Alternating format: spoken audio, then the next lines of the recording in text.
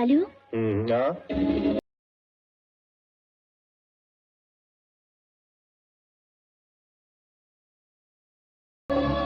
బాలు అంటే మీరేనా? ఎవరో పిలుస్తున్నారు. బాలు బాలు అమ్మా నువ్వు ఇక్కడున్నావా? నీకోసం ఎక్కడ వెతకండిరా? ఒరే పూజ సామాన్లు నీ దగ్గర పెట్టుకుంటే అర్చన ఎలా చేయించేది?